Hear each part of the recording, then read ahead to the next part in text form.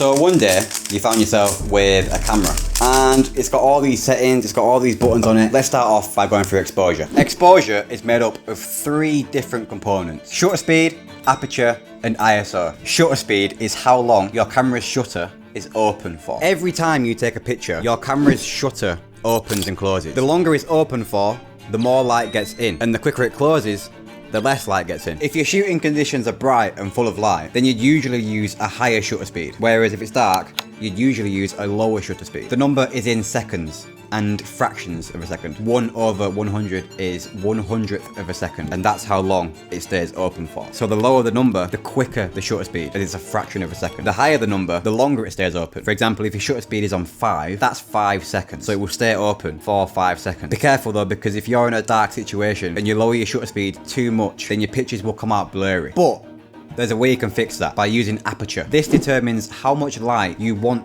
to let into your camera. Shutter speed is how long you leave your camera sensor exposed to light, whereas aperture is how much light you want to be exposed to the sensor. Picture a circle like this. A wide open aperture looks like this, whereas a closed aperture looks like this. The higher the number, the tighter the circle. The lower the number, the wider the circle. This can help with any blurriness caused by the low shutter speed because the aperture lets more light in. You can then bring your shutter speed back up a little bit because it doesn't need to be open that long, as the aperture is letting more light hit the sensor when the shutter is open. So bringing the shutter speed up that little bit will just make sure your shot stays as sharp as you want it to be. But that isn't aperture's only benefit. Have you ever seen them shots where the background's nice and blurry? A smooth, soft backdrop behind the subject. That is called bokeh, which is a fancy name for a blurry background. And you can achieve that look by lowering your aperture. The lower the number, the wider your aperture is open. That means it lets more light in. But it also means it has a wider range to let the light in because it's physically open wider. Because of that, the cone of light hitting the sensor is bigger, which means it gives a softer look, which gives you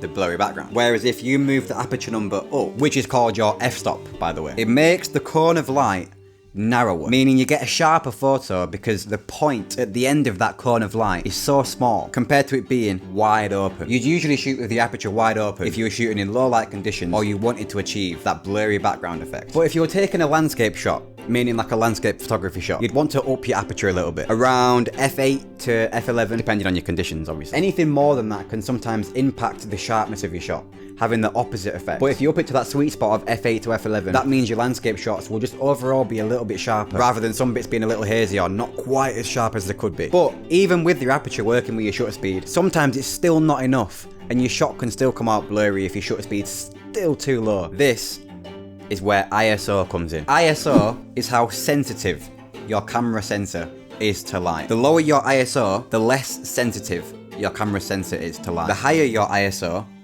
the more sensitive it is. Meaning, if you're shooting in a dark situation and you've changed your shutter speed, you've changed your aperture, but it's still coming out blurry, then you can up your ISO to make your camera sensor more sensitive to the light that's hitting it. Which also means you can bring your shutter speed back up even more, which helps towards giving you that sharper image, just trying to cut out all the blurriness, any shake, everything. But because the sensor is more sensitive to the light that's hitting it, it still comes out as a nice bright picture, even though you've brought your shutter speed back up and it's not open for as long. But now we have a workable image. It might need some editing, but it's workable. But you have to be careful, because the more you up your ISO and the more sensitive it gets to light, the grainier your photo will become. It seems like a lifesaver in a dark situation, but you have to remember, if you max out your ISO, your shot will be full of grain, and sometimes it can just ruin an image to the point where it's completely unworkable. So keep that in mind when setting your ISO. I try not to go above 400 if I can help it, but it depends on your situation. So your shutter speed is how long your camera's shutter is open for. The lower the number, the faster your shutter. The higher the number, the slower